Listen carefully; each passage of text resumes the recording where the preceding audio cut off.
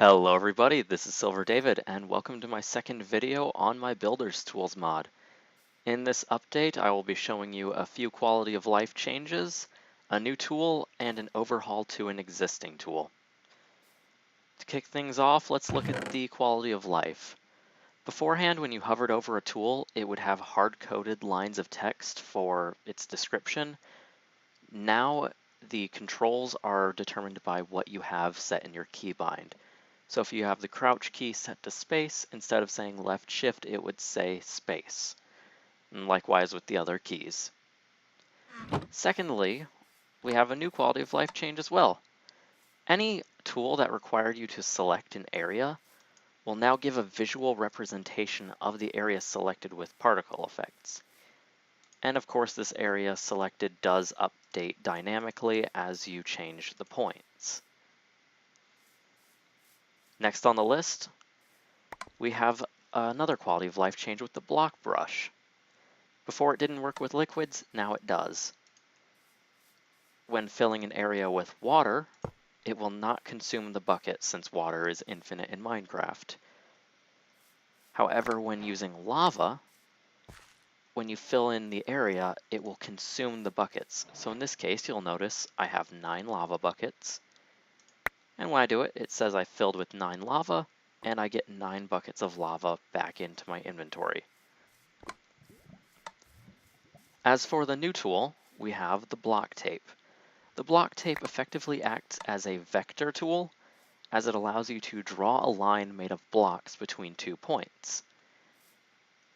So just like the fill brush, I'll have to have the block in my offhand that I want to fill with, and then I select my points. In this case, I'll select the white wool here and this white wool. You'll notice above my hotbar, it says the distance between the blocks. In this case, it's 12.72 meters. When I fill in the area, it will not replace blocks that cannot normally be replaced, but it will replace things that you as the player can replace with. So as you'll see here, it says filled the vector with 6 stained glass. And then if I do something like this, between these 2 blocks, it will try its best to fill in this.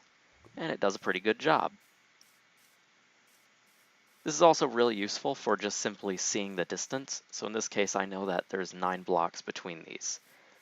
The distance is calculated by counting from this empty space to the block that you click second.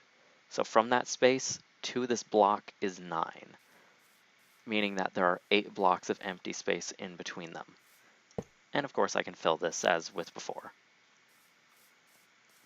Next we have the overhaul, the block hammer. Originally it was intended as a way of continuing a pattern, such as if I selected one block and clicked on another, it would continue that on into a certain direction, but that felt very clunky and very limited in use. So now I have made it into a cloning tool. As you can see, I have a house here. It's a nice house, I'm enjoying it. And I want to preserve this. I want to put it somewhere else, make a copy of it, just in case it gets destroyed or I want to look back at it later. All I have to do is first select the 2 points. So I will select the ground here, below that fence, and this lime wool that just so happens to be perfectly placed for the bounding box. Then I need to find an area to clone it to. I do this by right-clicking while holding the sprint key. In this case, it's left control, and that's what it's bound to by default.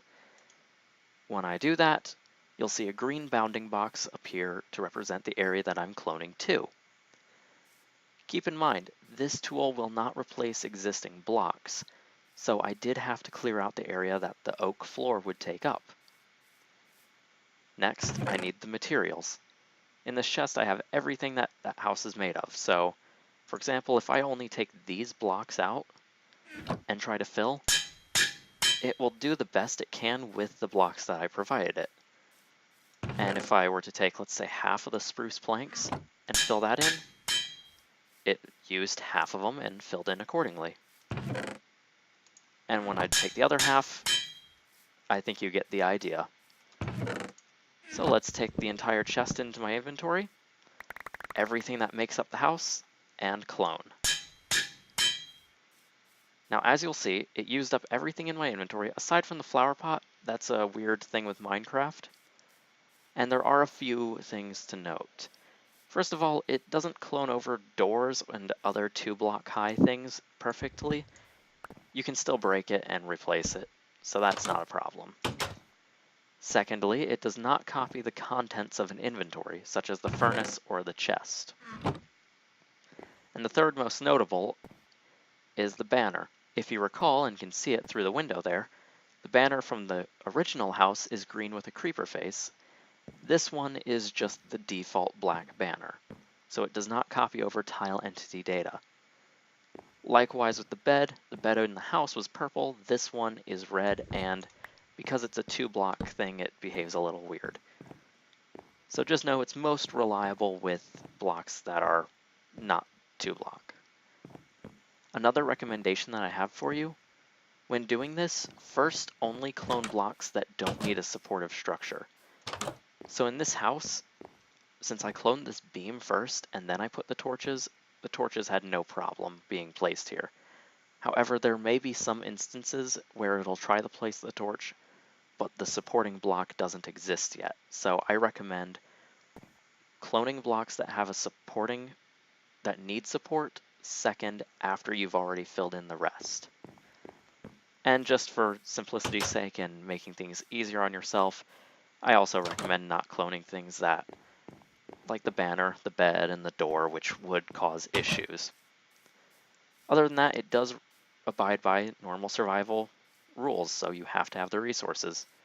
Of course, in creative, the resource limitation is removed, and the maximum size of an area that you can clone is 32 by 32 by 32.